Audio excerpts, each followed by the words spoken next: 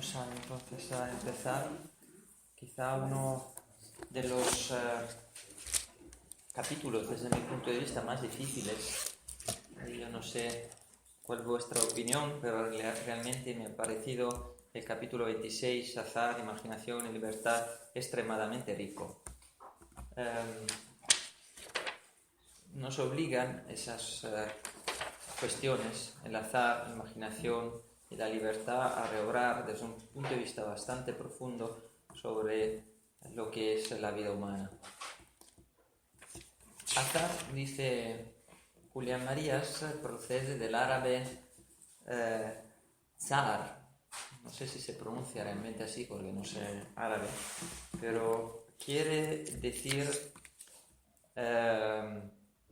dados. Son los dados que se lanzan, como habéis podido leer. Con lo cual, a través de esa palabra hemos tenido una primera indicación de lo que es la suerte.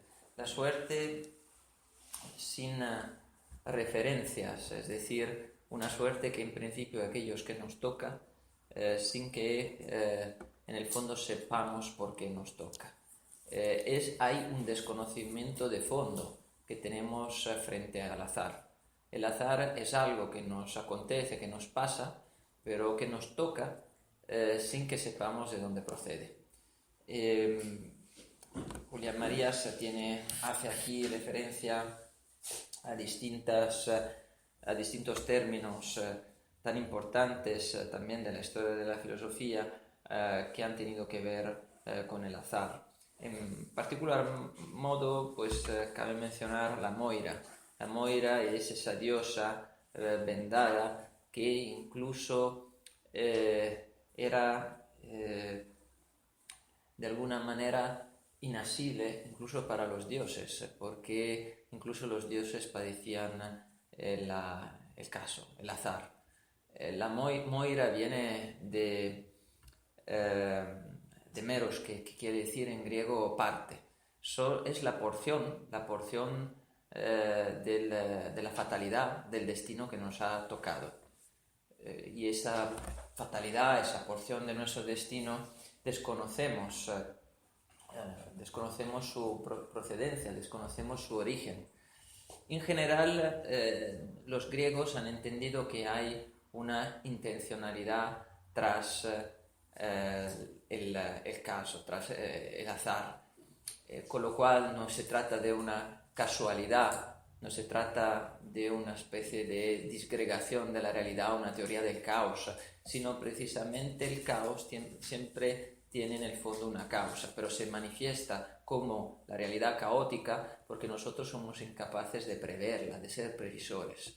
Por eso nos dice de inmediato Julián Marías que los griegos entendían el azar como una coincidencia, un choque entre dos series causales que de alguna manera producían unos efectos una sobre otras, una serie sobre la otra serie, sin que esos efectos pudieran ser anticipados y previstos. Y en el caso del hombre que tiene consciencia, es decir, que tiene, eso bueno, los griegos no lo entendían así porque no existía ese concepto, la consciencia, pero entendían que el hombre tiene voluntad, que tiene la obligación de elegir, con lo cual, en la medida en que la elección está desagradablemente reducida, hecha más angosta por el azar que inesperadamente nos ha sustraído posibilidades más placenteras o más deseadas, entendemos que el azar ha traído la mala suerte. Buena o mala suerte, los griegos tenían la tendencia a entender así el azar y de alguna manera entendían que había siempre una razón. Sin embargo, el hombre, repetimos, tenía esa incapacidad de preverla. Eso nos recordaría un poco la idea de Sócrates. En los diálogos platónicos, el gran filósofo griego entendía que las personas actuaban mal muchas veces o casi siempre por desconocimiento. Podemos decir esencialmente por desconocimiento. Sin duda podía haber una mala voluntad, pero tendencialmente, a pesar de la variedad, de la riqueza de los diálogos platónicos, en general Sócrates apuntaba a que el desconocer la verdad, aquello que realmente es, entonces nos equivocamos, y por eso también la equivocación puede llevar a la maldad. Hay una raíz epistemológica para los griegos para justificar la maldad. Evidentemente tiene una enorme importancia para ellos el concepto de causa, y aquí yo creo que Julián Marías lo subraya una y otra vez. Una serie causal es una serie que tiene una finalidad determinada. ¿Qué quiere decir eso? Que el concepto de causa, y a mí sinceramente eso siempre me ha inquietado, significa que tiene ya implícito el concepto de causa el concepto de fin. Es decir, la causa es aquello que tiene ya implicado el efecto que se produce a raíz de su agencia, es decir, de su poner en marcha una otra realidad, ¿no? Aristóteles habla de las potencias activas, de las potencias pasivas, y entiende que toda sustancia pues afecta a otra o se deja afectar por otra. Es la potencia positiva o la potencia pasiva, activa o pasiva, que tiene toda sustancia. Y esa es la idea según la cual toda sustancia tiene ya predeterminadas sus posibilidades.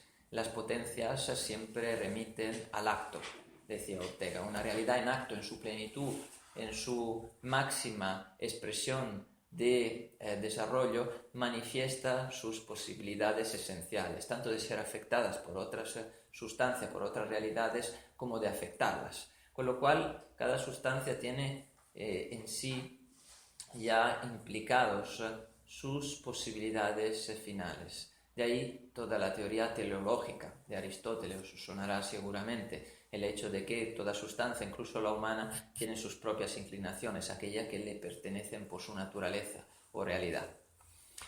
Ahora bien, cuando dos series causales, hemos dicho, llegan a chocar, llegan a tocarse, de ahí viene la contingencia, es decir, el contangere, como se ha dicho en latín, el tocarse.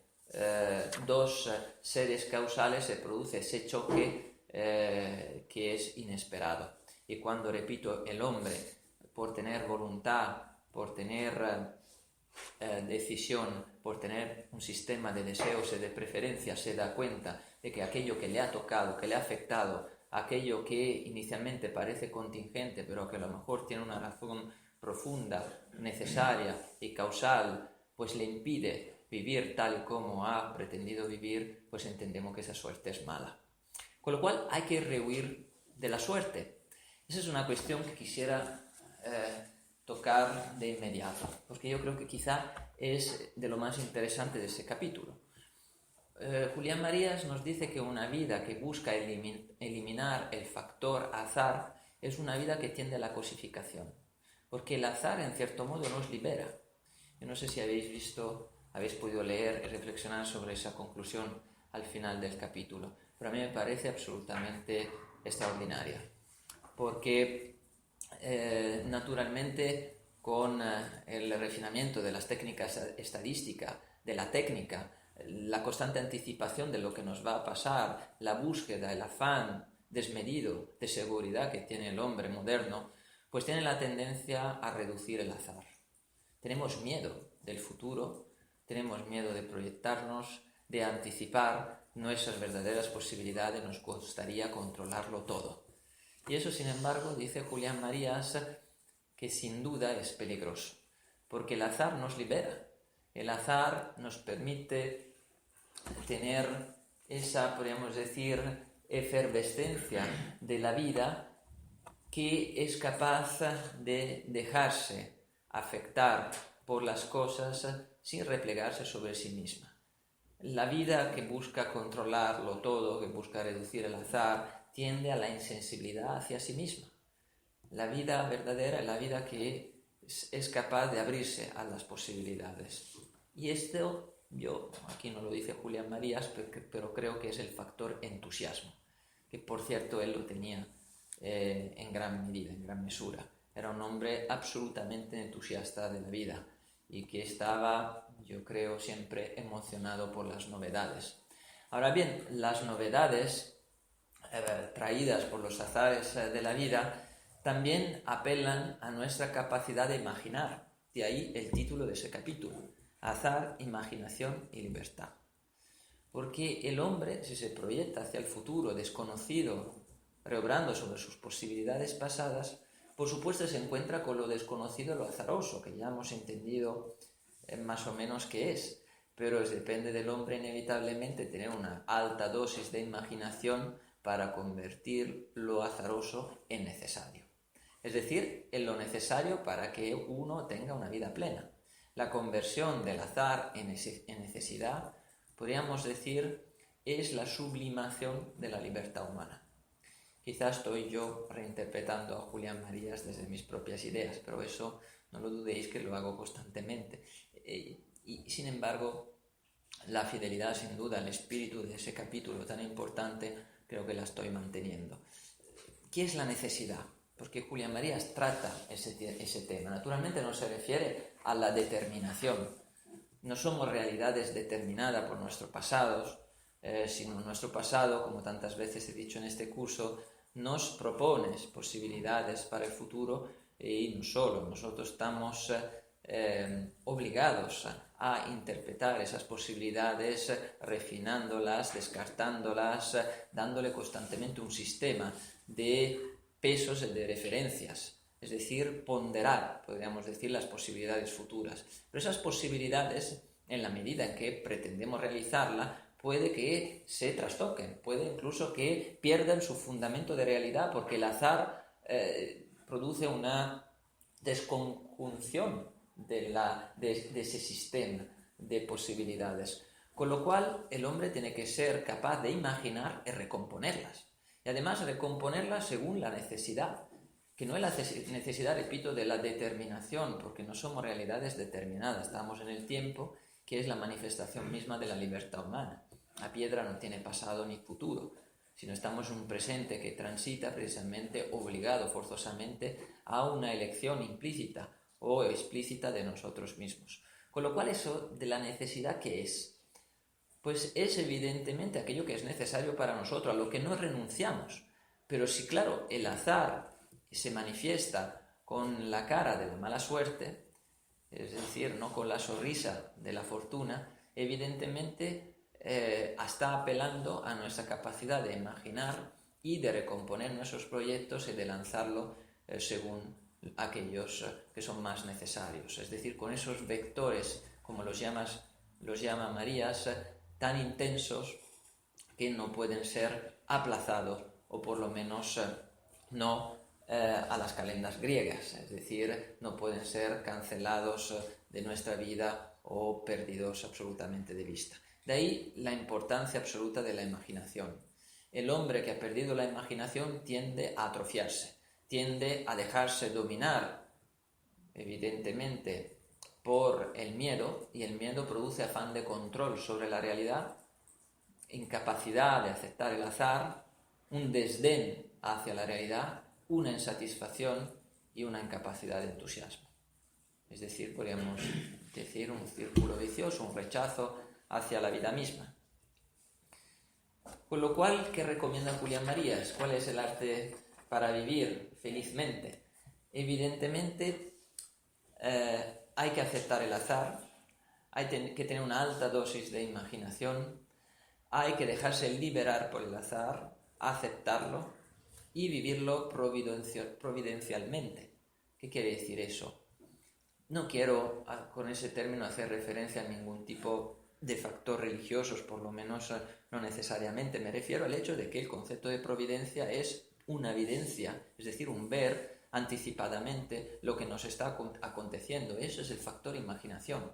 La imaginación es la capacidad que tenemos de apelar mnemónicamente a nuestro pasado, seleccionando posibilidades, recreándolas y acomodando el azar para responder a él con un certero sí o un certero no, o simplemente una espera prudente de que los acontecimientos vayan, o como a veces decimos, solucionándose solo, pero eso también es una decisión.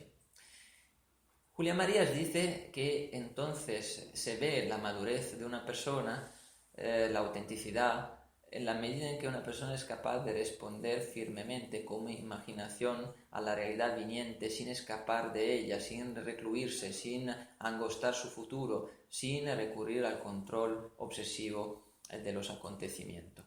Y en esa solicitación constante que manifiesta el azar, el hombre, por supuesto, tiene que mostrar la claridad de sus proyectos, podríamos decir la clarividencia. Fijaos en otro término que no utiliza aquí Marías, pero a mí siempre me ha fascinado, el ver claro, la clarividencia, un término que se ha abandonado y que sin embargo yo creo en particular modo Julián Marías tenía, era excepcionalmente clarividente. Ahora bien, la libertad implica un sí firme o un no. ¿A qué? Pues a aquellos que muchas veces parece que se nos impone. El rechazarlo o acogerlo en nuestra vida, el decirle radicalmente que sí, dice Julián Marías, es quizá la manifestación más profunda de la libertad. Y aquí podríamos ponerle unas objeciones. Yo sin duda creo que Lourdes tendrá la suya. Me dirá, pero entonces la libertad se impone. Es decir, lo que está diciendo aquí Julián Marías en un cierto momento cuando habla de la vocación es el hecho de que al hombre se le impone esa vocación, es lo único que le queda, es decir, sí o no, es decir, ser capaz de aceptarla o no. Hay que tener cuidado. Muchas veces se ha dicho que la vida es moral, pero por partes. A veces es moral intrínsecamente, según ciertas decisiones o situaciones, pero otras veces la vida tiene muchas dimensiones de ellas que no son morales. Se ha dicho muchas veces los impulsos que tenemos, ¿no? Cuánto una persona es responsable a veces llevada a la exasperación o la desesperación, se encuentra en momentos de extrema dificultad, a reacciones a veces también agresivas, cuando uno, podemos decir, pierde los nervios, ¿no? Sin duda hay un elemento biológico, orgánico, importante, que es la base, sin duda, pero en ningún momento se da solo, siempre se está reinterpretado. Un cuerpo es nuestro cuerpo, es, como sabéis, circunstancia, y lo estamos reinterpretando constantemente. Con lo cual, también nuestras reacciones se pueden, en un cierto modo, educar hasta cierto punto, ¿no? Aristóteles hablaba de las virtudes éticas y dianoéticas. Las virtudes de la costumbre, de la educación, de la infancia, del comportamiento incluso social, de los usos, y las otras, dianoética, de la dianoia, es decir, del discurso, de la aprensión, del estudio, que son aquellas que intentan refinar, cambiar, ennoblecer nuestras costumbres. Con lo cual dice Aristóteles, y yo creo que muy sabiamente, que aquel hombre que ha crecido en una familia de buenas costumbres tiene la vida medio hecha. Estoy cada vez más de acuerdo. Antes probablemente no lo hubiera estado en mis años más jóvenes y rebeldes, pero me doy cuenta cada vez más de la importancia de la familia. Pero volviendo a Julián Marías, ¿por qué Julián Marías dice que la aceptación de un proyecto que parece un azar, que luego de repente configura un conjunto de posibilidades, a lo mejor confluyen en una posibilidad que nos está apelando a quienes somos, y nosotros nos queda otra cosa, parece ser, que decir sí o no? Es decir, parece que se nos imponen los proyectos en un cierto momento, sobre todo lo que él llama vocaciones, proyectos irrenunciables, y nosotros deberíamos simplemente decir un sí entusiasta, entregado, fiel, asumiendo todas las consecuencias ulteriores que conlleva la aceptación, o simplemente decir un no, y a lo mejor equivocándonos, en el caso evidente de una vocación, de una llamada auténtica, y tener una especie de suicidio biográfico, un colapso de nuestra vida. En el fondo, Julián Marías nos está diciendo que siempre nos estamos eligiendo. Es decir, estar en el tiempo significa intrínseca libertad y por ello responsabilidad. Nuestro pasado siempre es nuestro, lo hemos hecho nosotros. Es verdad que el azar constantemente se impone como algo no nuestro, pero precisamente la responsabilidad y la autenticidad de la vida es personalizarlo, hacerlo nuestro, darle un sentido, encontrarle un sentido. De ahí que Julia María siempre ha tenido particularmente repugnancia, con perdón si utilizo ese término, quizás demasiado altanero, pero tiene su sentido, repugnancia hacia la persona que se siente víctima, que tiene la tendencia al pataleo, que tiene la tendencia a sentirse perseguido. Cree Julián Marías que el azar hay que incorporarlo auténticamente a nuestra vida y que esas posibilidades que parece que se nos imponen en el fondo somos nosotros, que tácita o explícitamente las hemos hecho en nuestra vida. Con lo cual aquel sí que radicalmente estamos expresando es un sí a nuestra vida entera. Y eso acontece precisamente en las vocaciones auténticas. Siento que la explicación sea tan rápida y tan compleja, pero resumiendo un poco sus pasos, podríamos decir ante todo que el hombre se está haciendo constantemente a sí mismo. Es decir, estar en el tiempo significa elegirse espontáneamente, como diría Kant. Espontáneamente quiere decir pues que quiero o no. Es precisamente la temporalidad, la sustancia misma de la vida. El pasado se está haciendo futuro, reinterpretándose en un futuro viniente, a la vez que ese futuro nos está aconteciendo, siempre sorprendiéndonos un poco, porque todo futuro tiene un mínimo, aunque mínimo sea, de sorpresa, si no, no lo podríamos distinguir del pasado. Tendría una afluencia absolutamente amorfa. Con lo cual, en nuestro pasado es el conjunto, el patrimonio, realmente la sustancia de nuestras vivencias, es quiénes somos. Y podemos en todo momento reobrar sobre él, hacerlo nuestro, personalizarlo, profundizar, o podemos refugiarnos hacia un futuro donde buscamos el control, la seguridad absoluta. Julián Marías dice que nuestro pasado siempre lo hacemos nosotros y es mejor aceptar este hecho y saber que las posibilidades que se nos ofrecen, sin duda, tienen que ver con el azar, pero el que el azar ya es interpretado.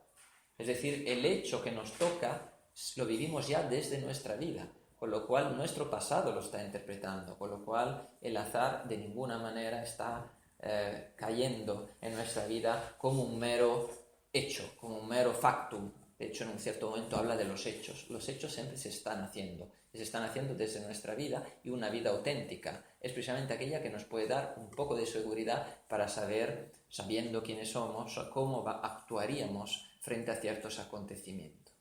Es verdad también que nunca se sabe cómo el hombre va a actuar. Por ejemplo, Julián Marías me decía que durante la Guerra Civil él vio espectáculos extraños, sorprendentes, sobrecogedores y a veces escalofriantes. ¿Por qué? Porque había personas que parecían de una moral inquebrantables, de una a veces manifestación clara de valores a los que parecían asidos, pegados y por supuesto fieles, y sin embargo se desmoronaban con nada en los momentos de dificultad. Otras personas aparentemente sencillas, incluso pueriles o a veces aparentemente insignificantes en sus comportamientos cotidianos, tenían gestos de valentía sobrecogedora en situaciones de vida o de muerte. Con lo cual, dice Julián Marías, ese fondo de la persona, Ortega llamaba el fondo insobornable, no lo olvidemos, es precisamente la textura, la consistencia última de quienes somos. Y se ve esa consistencia de nosotros en la medida en que nos enfrentamos a lo que Julián María llama experiencias radicales. El farsante es una de las personas, un tipo de personas, de los personajes más detestados, tanto por Ortega como por Julián Marías, ¿no? El farsante es aquel que está haciendo como si estuviera haciendo algo, pero en el fondo no lo está viviendo, no lo está aceptando con todas sus consecuencias, que está descargando sus responsabilidades a la sociedad, a los demás. Era un poco lo que Ortega llamaba el hombre masa.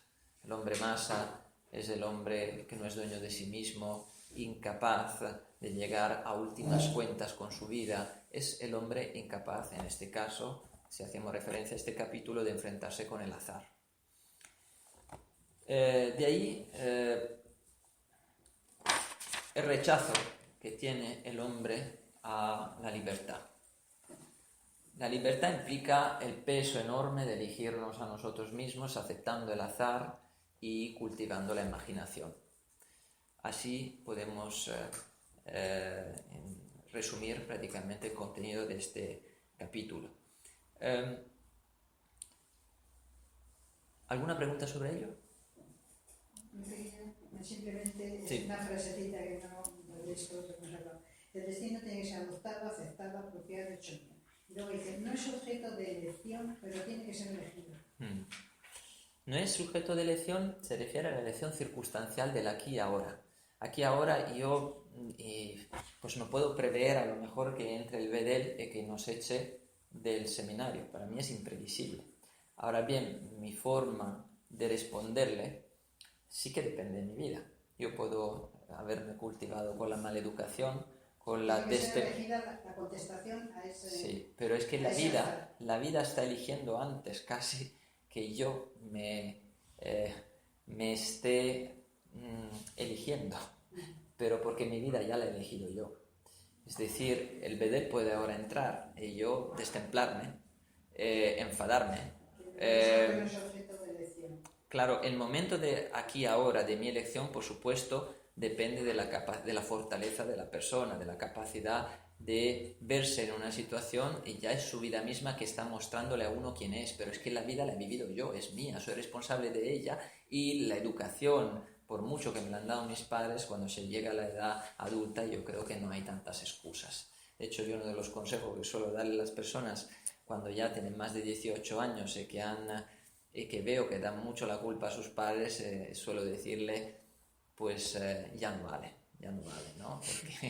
Porque hay un límite y yo creo que el darle la culpa a los padres durante mucho tiempo no sirve para nada en absoluto y además es una forma de liberación precisamente hacerse cargo radicalmente de la propia vida. Este cordón umbilical hay que cortarlo. Si uno no es capaz de hacerlo, yo creo que cae una y otra vez sobre sí mismo, en el fondo rechazándose.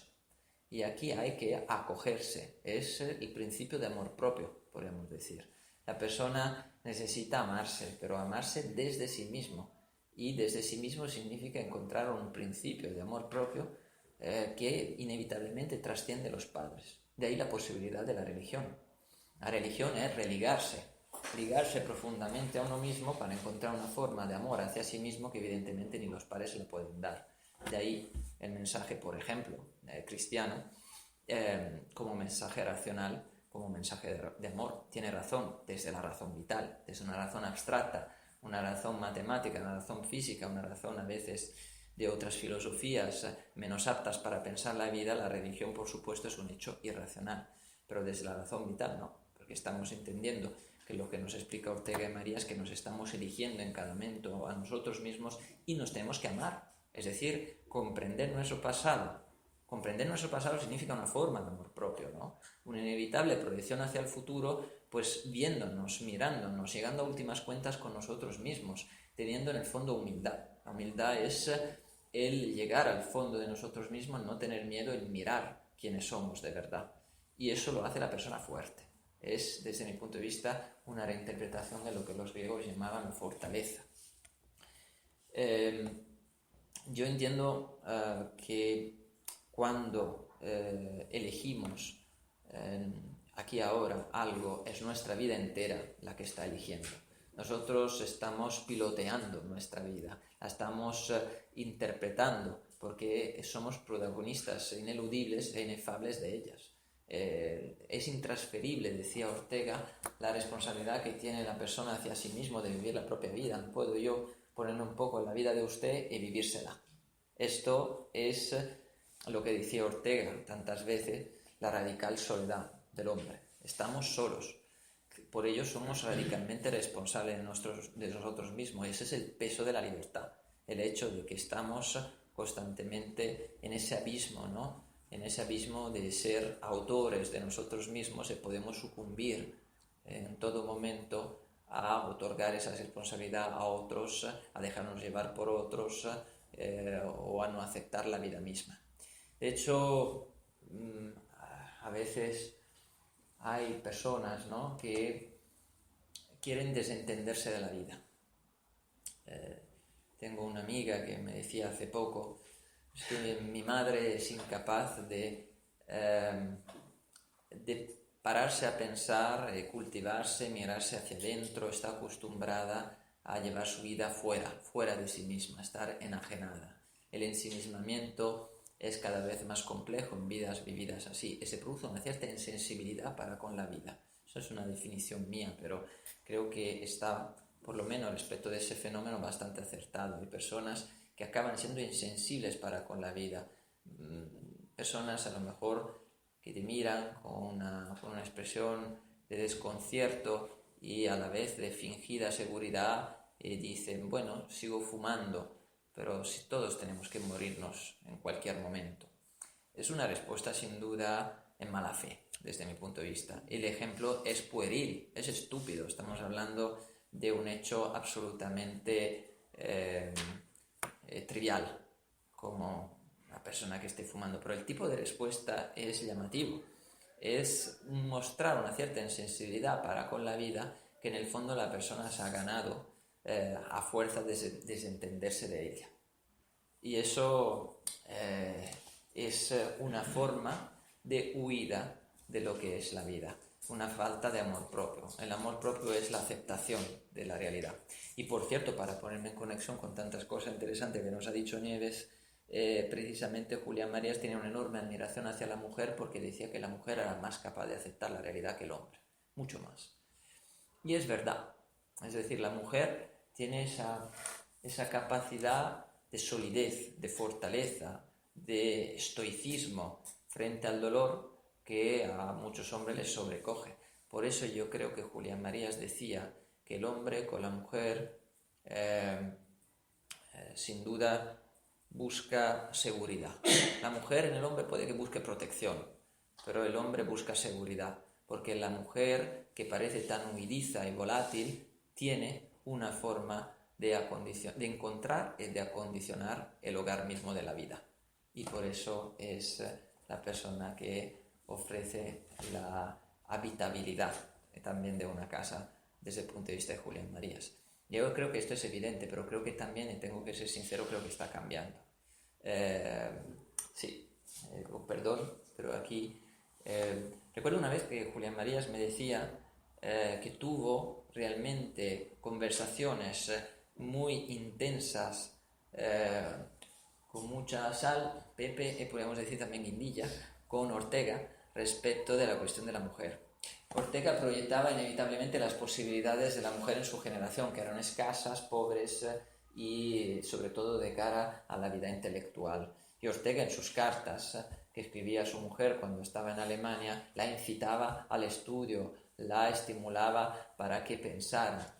Y estaba muy atento el mismo Ortega para que su mujer en las conversaciones, en las tertulias, estuviese al tanto de los argumentos y pudiera enterarse de lo que se estuviera diciendo. Esa era un poco una idea, incluso a veces un poco desesperanzada, que tenía Ortega hacia la mujer. Y sin embargo el entusiasmo arrollador de Julián Marías, que veía, como nos ha contado Nieves, que en la universidad había tantas muchachas inteligentes, brillantes y llenas de entusiasmo, y con la que él mismo compartía vida intelectual, empezando por la que luego iba a ser su mujer, hacía que en sus conversaciones hubiese un verdadero choque generacional.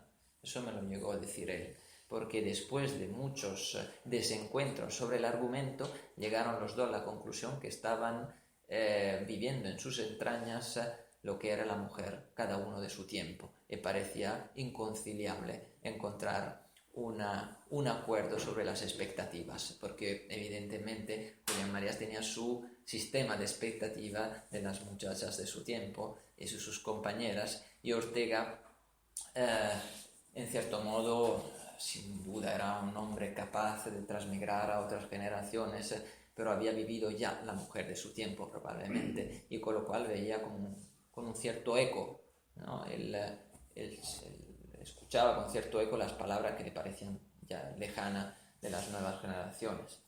Creo que pasaba algo así, pero sin duda Yo a veces cuando vuelvo a leer las cosas que dice Julián María sobre la mujer me doy cuenta, pero él mismo lo sabía, que había unas enormes transformaciones sociales en el buen sentido del término y también en el malo respecto de la mujer.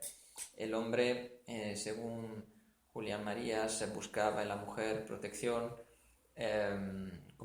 seguridad, y la mujer buscaba en el hombre la protección.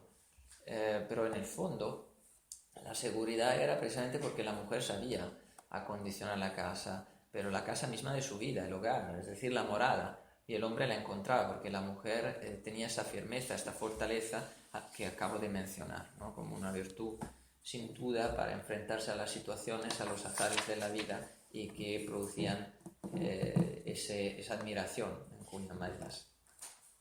¿Alguna pregunta más sobre este complejo y rico capítulo?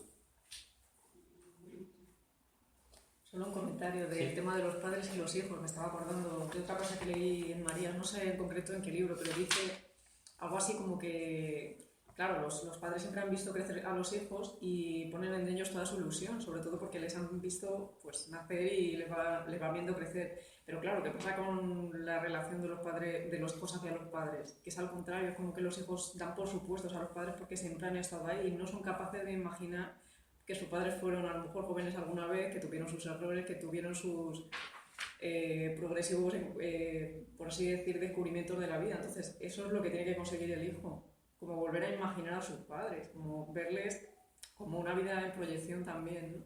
Y eso es lo que falla cuando no existe cuando el hijo no es capaz de perdonar al padre, falta esa proyectividad de la vida de los padres. Sí, es verdad. De hecho, a mí me pareció, cuando estuve leyendo ese pasaje en que Julián María precisamente comentaba lo poco que los jóvenes, bien los adolescentes, ¿no?, están interesados en sus padres, efectivamente me parecía injusto y me daba miedo, ¿no? En cierto modo. Pero es verdad que hay ahí también una manifiesta falta de imaginación. Voy a leer una parte, no quiero dejármela porque creo que tiene sumo interés, y voy a intentar comentarla. La imaginación es inseparable de la memoria. Ahora bien, la memoria es siempre empírica, deriva de la experiencia de nuestra vida, incluyendo en ella las experiencias imaginarias. Todo lo imaginarias que se quiera desde el punto de vista de una realidad exterior, pero que biográficamente han acontecido. Esto hace que la imaginación esté ligada desde luego a la estructura empírica de la vida humana, además de estarlo, por otro lado, a la sensibilidad y por consiguiente a la corporeidad concreta. En tercer lugar, la memoria no es solo individual, sino también colectiva. La forma primaria de esta última son las interpretaciones recibidas que constituyen el primer sentido del mundo. Y esto en dos formas: la inmemorial y la propiamente histórica. Podríamos decir que lo inmemorial sirve de memoria para los recursos con los cuales se hace la vida. Lo histórico sirve de memoria para la proyección e invención de su argumento. Me parece muy novedosa esa distinción, por lo menos hasta donde mis lecturas llegan. No recuerdo que se haya hablado con tanta claridad sobre lo que es lo inmemorial. Lo toca Ortega, por ejemplo, en las Meditaciones de Quijote, cuando habla de los géneros literarios antiguos, de las epopeyas, de los modos con los que se trataban en los mitos a los dioses, el hecho de que los dioses viven un tiempo inmemorial. Inmemorial evidentemente quiere decir que no tienen fecha, no tenemos una referencia histórica clara. Con lo claro, lo inmemorial se nos presenta sin fecha, y por eso también sin fecha de caducidad. ¿Y eso qué quiere decir? Que lo inmemorial lo damos por supuesto. No acontece en el pasado con unas limitaciones circunstanciales temporales, sino son simplemente recursos que utilizamos y que damos por sabido, algo que está ahí. Sin embargo, lo histórico es aquello que nos obliga a la invención del argumento. Lo histórico es saber cuándo podemos utilizar ciertas cosas o no, porque tienen fecha, con lo cual tiene unas coordenadas espaciotemporales que nos recuerdan que tenemos que utilizarla de un cierto modo para el argumento mismo de nuestra vida. Quería solo apuntar esa diferencia porque al releer ese capítulo me ha parecido interesantísimo y se habla muy poco de lo inmemorial. De hecho, luego dice que hay sociedades, como, si no me equivoco, luego dice la China, que para entender la historia, dice Julián Marías, de esas sociedades, incluso de grandes culturas, dice como la China, hay que buscar una óptica adecuada, dentro de la cual aparecería un nuevo sistema de relevancias que devolverían su carácter histórico a muchos contenidos y variaciones que apenas lo tienen para un hombre occidental. Es decir, no se trata del sistema de fecha en ciertas culturas, lo que da importancia a la secuencia de los acontecimientos, sino otra cosa. Pues eso lo podemos pensar respecto de los pueblos que vivían de la cosecha, del ganado, de la recolección, las estaciones. Recordamos hace 2 estaciones ese granizo, ¿no?, que nos ha asolado el campo. Evidentemente, nosotros estamos en una sociedad donde ponemos fecha naturalmente a todo y hay muy poco en nuestra vida que sea inmemorial. Y a mí eso me inquieta también, porque creo que lo inmemorial, al menos a mí me parece, da una enorme libertad de fabulación para con la vida. Eso aquí no lo dice Julián Marías, pero yo creo que lo inmemorial da un poco esa magia a la vida que nos permite no ponerle fecha a todas las cosas, sino tener la esperanza de reencontrarnos constantemente con aquellos que está tan lejos que a lo mejor está, repito, tan lejos porque a lo mejor es verdadero. Nada más, esa observación. Y luego, bueno, otra, con perdón, eso ya es algo que me ha interesado a mí particularmente, cuando habla Julián Marías de la imaginación divina. No sé si habéis podido leerlo, si os ha parecido interesante, pero claro, el hombre, ya sabéis, si utilizamos el concepto riguroso de creación, aquel que se utiliza nada más empezar el Génesis, por ejemplo, de un Dios que crea el cielo y la tierra, entendemos que se trata no de una fabricación, no de una mera producción, ni de una transformación, sino se trata de una creación desde la nada. El hombre no crea desde la nada porque inventa, por supuesto, sus propias posibilidades a través de memoria e imaginación, pero no crea su propio cuerpo, no crea el mundo donde se encuentra. Es una creación en un sentido lato, no es una creación en un sentido estricto, y por eso Julián Marías tiende a llamarla invención radical de realidad.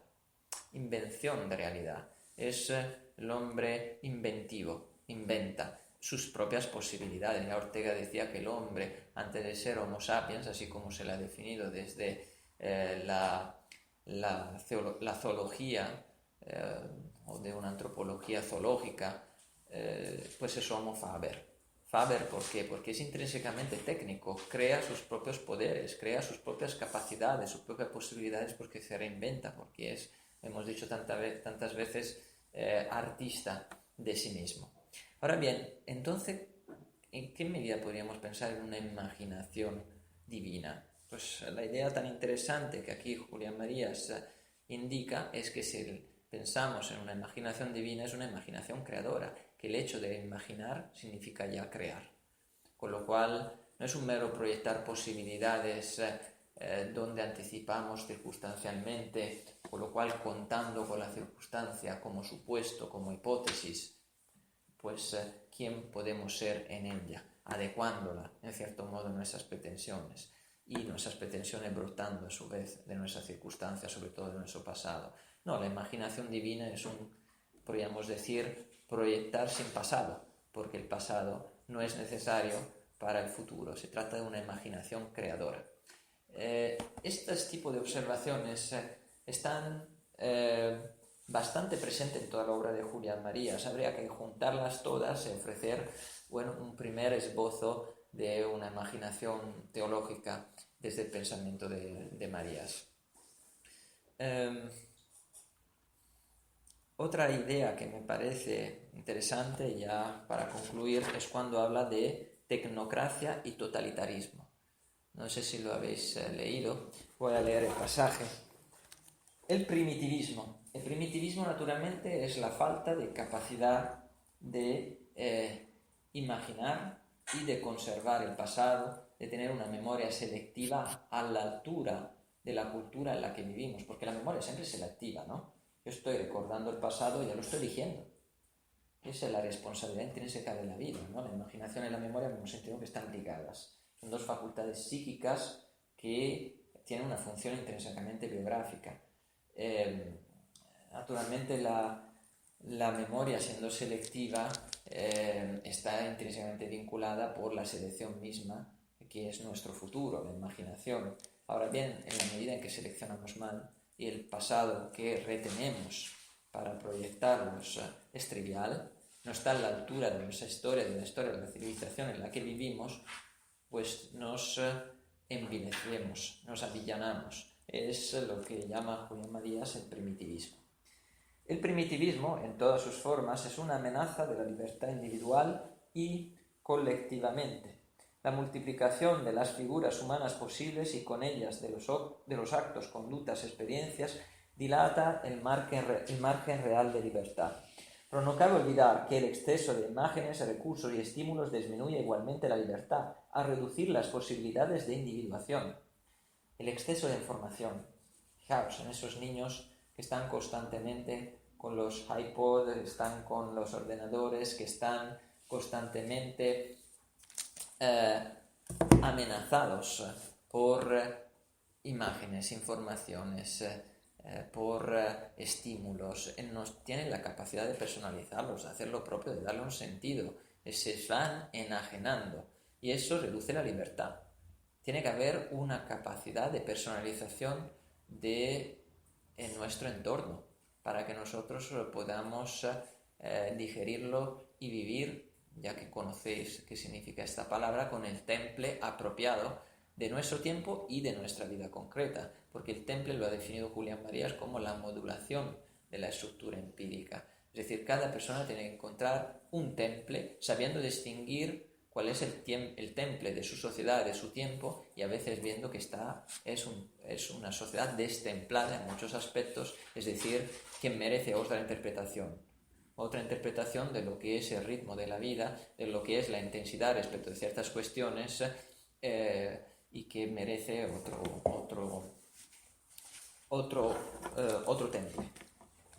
Entonces, la excesiva información puede reducir la libertad, porque no tenemos capacidad para personalizarla. En un mundo demasiado lleno, biográficamente no queda espacio para las posibilidades. Es evidente que el mundo actual está doblemente amenazado por el exceso de sus recursos, por la concentración agobiante de estímulo, noticia, impactos de todo género, por la densidad de la convivencia. Y del otro lado, por la voluntad de primitivismo y simplificación que muestra buena parte de nuestros contemporáneos. Fijaos, voluntad de primitivismo y simplificación. Hacernos la vida fácil. Creer que la vida no es problemática.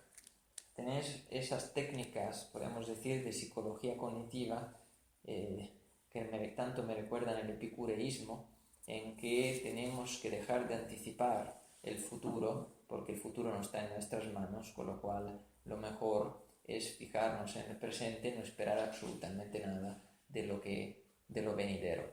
Y eso es un principio de dicha para los epicúreos. Y sin embargo, para Julián Marías es fuente de primitivismo y de simplificación de la vida, de falta de atreverse a ser. El hombre necesita atreverse a ser.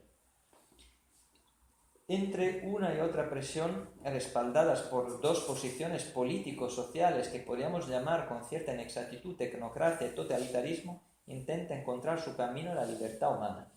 Tecnocracia y totalitarismo. Yo creo que nunca como hoy esos dos términos están vigentes. Escribe el libro Julián Marías en 1969, publicándose en el 70. Tecnocracia. Pues la idea de que la técnica puede solucionar todos nuestros problemas sin que nosotros prácticamente pensemos en qué consisten las posibilidades que la técnica nos ofrece. Es la técnica separada de la educación de la cultura y por eso del espíritu humano. Es la deshumanización del hombre. Es aquello que ya entendía Ortega, que estaba amenazando las democracias, fijaos, a finales de los años 20, lo escribía en La rebelión de las masas. Decía que la técnica impulsada por la ciencia moderna y sobre todo contemporánea había alumbrado tantas posibilidades que eran proporcionales el aumento, el crecimiento de esas posibilidades a la disminución de la imaginación del hombre y su, por ello, incapacidad de anhelar verdaderamente. Con lo cual se encontraba el hombre lleno de posibilidades, pero sin deseos profundos y auténticos, sino un quererlas todas sin saber qué hacer con ellas. Y eso es una forma de tecnocracia, tecnoskratos, ¿no? El gobierno de la técnica.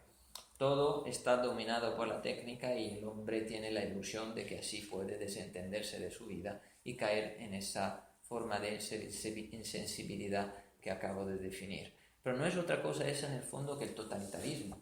Totalitarismo es la dependencia total de los proyectos personales de factores que son impersonales. Por ejemplo, una ideología que pretende con un concepto dominar nuestros proyectos reconduciéndolos a un sentido ajeno a ellos. Por ejemplo, el concepto de raza, de clase social o toda la idea de que la técnica también es una forma de totalitarismo, puede de alguna manera ofrecernos oportunidades, cuando las oportunidades son aquellas que son verdaderamente nuestras, de las que nos apropiamos, es decir, que son irrenunciables para cada uno de nosotros. Es la idea de propiedad de la vida, ¿no? Lo que es verdaderamente nuestro es aquello que hemos elegido, eligiéndonos radicalmente a nosotros mismos. En la otra clase hablamos de las experiencias radicales. Son experiencias donde nos apoderamos radicalmente de quienes somos. Y por eso no se admite la farsa en las experiencias radicales. Ese uno, en la medida que las quiere vivir como farsa, no quiere apelar a su última condición personal, evidentemente va depositando sobre sí mismo esa costra que le impide ver quién es. Bueno, con eso yo creo que sí he comentado prácticamente todo, pero se ha hecho tan tarde que no sé qué voy a decir del capítulo 27. Decir, lenguaje y lengua. Voy simplemente a decir lo esencial para que se pueda interpretar, creo yo, correctamente. Heidegger hace una distinción en su genial libro Ser y Tiempo entre Rede, es decir, discurso, Auslegung, quiere decir interpretación, y Verstehen, que quiere decir comprensión. Son tres niveles, según Heidegger, absolutamente conexos, conectados el uno con el otro, y que manifiestan lo que es el sentido del existir humano en su forma, podemos decir, diciente. ¿A qué se refiere Heidegger con Rede, con discurso y con Verstehen? Algo muy parecido a lo que quiere decir Ortega cuando habla del decir y que aquí recoge Julián Marías. A ver, Heidegger dice que el existir es esencialmente comprensión, no explicación, ni siquiera entendimiento. Comprensión es un término que se ha generalizado y que procede de un filósofo alemán que se llama Dilthey y que apunta al hecho abarcador de la vida que está abierta a la realidad y que precisamente en esta apertura se encuentra con las cosas diciendo intrínsecamente algo sobre ellas, porque la vida es un decir intrínseco. Es decir, la vida es anticipación de sí misma. El existir, decía Heidegger, es anticipación es un ser que consiste en anticipación de sus propias posibilidades de ser. Por eso decía, es el único ser desde el cual se puede hacer pensar, con perdón, los entes ontológicamente. Ontológicamente quiere decir, pues manifestando, haciendo patente, desvelando su condición de ser, porque una cosa es el ser, otra cosa son los entes. El único ente que tiene por su primacía, tiene una primacía respecto de los demás entes, es el existir humano, porque tiene esa capacidad de anticipar, interpretar su propio ser en el mundo, descubriendo las posibilidades que tiene, pues repito, en el mismo mundo. Ese es un carácter intrínsecamente diciente que tiene el existir según Heidegger. Y por supuesto es Auslegung, es interpretativo, porque toda Verstehen, toda comprensión, todo comprender, depende de lo ya comprendido.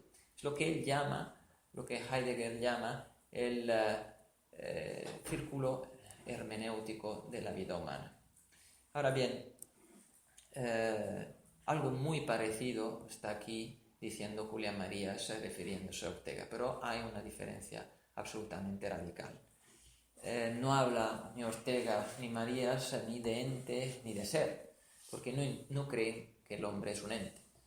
Si bien, por muy privilegiado que sea, porque tiene esa capacidad de estar abierto al ser, porque es determinación de su propia existencia, anticipación de sus propias posibilidades de ser en el mundo. Y sin embargo, dice Ortega, el ser no es incapaz como concepto de comprender la vida humana. La razón de ella es que a través de ese concepto se está directamente extirpando de la vida humana su elemento o ingrediente absolutamente fundamental, que es quién soy, quién. El quién no se puede comprender a partir del ser. Se acerca a Heidegger sin duda cuando dice que la vida, el existir, el Dasein como él lo llama, que no, al fin y al cabo es el existir mismo del hombre, anticipa sus propias posibilidades de ser en el mundo. Lo que estamos diciendo, la inseguridad, el pasado, el futuro, él lo llama este éxtasis, esta apertura intemporal que tiene intrínsecamente el existir. Viene mucho de todo eso de Kierkegaard. Heidegger se inspira mucho en el filósofo danés, aunque luego lo despache como un mero filósofo cristiano del siglo XIX, pero hay mucho de él. Sin embargo, claro, nosotros no estamos anticipando, según Ortega, según Marías, las propias posibilidades de ser, del existir, sino lo que estamos proyectando es quién vamos a ser. Es decir, la teoría intrínseca de la vida humana, así como la llama Julián Marías, tiene un sentido intrínsecamente personal. De ahí que cambia el sentido de muchas dimensiones de la realidad desde esta perspectiva, empezando por la muerte sin duda. Ya lo vimos en su momento. Julián Marías hacía referencia a Heidegger respecto de la muerte y sin embargo finalmente utilizaba otra interpretación. Puedo ahora entrar en ella. Con lo cual la vida es intrínsecamente diciente y el decir es la razón vital personal, es decir, en su función de proyectar quien vive una idea de quién va a ser, con lo cual tiene que interpretarse intrínsecamente dentro de la vida el protagonista que cada uno es de ella. Y ese proyectarse hemos sentido que es intransferible. Yo no puedo transferirme a su vida y vivirla para usted. Con lo cual es un decirse, queramos o no, a nosotros mismos. A eso se refiere Julián Marías cuando distingue decir, lenguaje y lengua. Hay un paralelismo muy importante con Heidegger. Y sin embargo hay una diferencia que yo intento siempre subrayar para los más despistados, que no son pocos. Con lo cual, la vida biográfica es posible, dice Julián Marías, mediante el decir. Esto es, indicar o señalar, dicere, que viene del griego deikeini, manifestar o descubrir, poner en la aletheia o verdad. Decir es mostrar o patentizar de cualquier forma, con el dedo que señala, el dedo índice, con la mirada, con un gesto, con la voz, con la palabra, con la caricia, con la amenaza. También, por supuesto, con lo que se llama la palabra interior, o verbum mentis, con que me digo a mí mismo. Y poco después, el lenguaje es la forma fonética y auditiva del decir. Es decir, lo que es la teoría intrínseca de la vida humana, que como habéis entendido, es inevitablemente una razón personal, la de anticipar quién vamos a ser en el momento siguiente, en ese futuro inseguro, que de alguna manera siempre que acontece como inesperado a través siempre de nuestro pasado, implica un decirnos. Hemos visto que la vida es intrínsecamente responsabilidad. Tenemos que tener ese amor propio. Intrínsecamente en la vida cuidar de nuestro futuro porque estamos con ello pues haciendo nuestro pasado. Y es el presente que nos toca vivir. Pero ese tocar que apuntaba al azar es inevitablemente, intrínsecamente responsable y libre y abierto. Con lo cual, ¿cómo nos decimos? Pues la vida es encarnada y tiene un aparato que nos permite la fonación y la audición. Eso es un gran milagro, evidentemente. Pero sin capacidad de oír y de hablar, el hombre no podría decirse. Y además hay otro factor, que decirse, para Julia María se lo deja aquí muy claro, ella nos remata, por así decir, la diferencia que ha apuntado respecto de Heidegger. El decir es un decirse con el prójimo siempre. ¿Por qué? Porque sin duda el existir de Heidegger, un ser con, es un estar en el mundo y es, por supuesto, el significar siempre un significar a partir desde el uno que es la sociedad, el Das Man. Y sin embargo no hay una razón clara por ello. En cuanto a la vida humana, en la medida en que es búsqueda de quién soy, intrínseca proyección personal, para dar una respuesta a esa realidad responsiva necesito al prójimo. Con lo cual decir es siempre un decirse con el prójimo y por ello a partir de una sociedad. Porque con el prójimo ya hay sociedad, hay, digamos, espíritu humano, hay historia. ¿Qué es la historia? La historia no es el mero tiempo. Si el hombre hubiese nacido en un planeta sin personas, tendría tiempo, porque hemos entendido que la vida humana pues se hace de tiempo, entre pasado y futuro. Pero yo, evidentemente, no podría en ese tiempo encontrarme conmigo y tener una idea de quién soy, porque no tengo al prójimo. Es decir, la historia es inevitablemente la historia de la persona que se va haciendo como hombre en convivencia. Por eso Ortega decía, el tigre del siglo XIV es igual que el tigre del siglo XVIII, igual que el tigre del siglo XIX. Puede cambiar, puede haber una evolución de raza, ¿me entendéis? Es decir, la raza del tigre puede cambiar, pero lo que es la sustancia histórica del tigre no cambia porque no tiene historia. Fijaos, el hombre del siglo XIV es distinto del hombre del siglo XVII. Pero no solo, que el hombre de Cádiz es distinto del hombre de Bilbao. Eso sin duda, ¿no? O el napolitano es distinto del florentino. Pues, ¿qué es eso? Claro, aquí entra el factor personal de la razón vital. Aquello que pues, está ausente en el pensamiento de Heidegger, tan fabuloso. Y sin embargo, aquí falta ese elemento que permite explicarnos qué es la historia. La historia evidentemente es la necesidad de elegirnos y para elegirnos, como necesitamos saber quiénes somos, necesitamos al prójimo. Y eso ya produce una idea de nosotros y esa es la historia. Porque la historia, para Julián Marías, lo podéis leer con máxima claridad en la estructura social, la historia es la historia de un sujeto que es el hombre en general o la sociedad. De ahí brota el hecho de que el hombre es intrínsecamente histórico y es diciente históricamente. Ahora bien, ¿cómo el hombre se dice? Pues se dice a través de los pensamientos, en la soledad, por supuesto, haciéndose signos a sí mismo con las cosas incluso que encuentra, apuntando incluso con el dedo. Pero la forma plena de decir es la palabra con la que nos comunicamos con el prójimo. Y esa palabra que es la lengua, que puede ser muchas lenguas, la española, la italiana, es posible porque el hombre físicamente, y ahí apunta el factor de la estructura empírica, tiene una estructura corporal que permite la fonación y la audición, es decir, el hablarse uno a sí mismo, con lo cual se escucha mientras está hablando y a la vez sabe que en un entorno puede ser escuchado, con lo cual es el hombre intimidad y alteridad, es trasladarse al prójimo para estar siempre íntimamente consigo mismo. No voy a amenazaros con más minutos de explicaciones, Yo creo que lo voy a retomar más adelante, ese capítulo, pero desde este punto de vista quizá se puede entender más.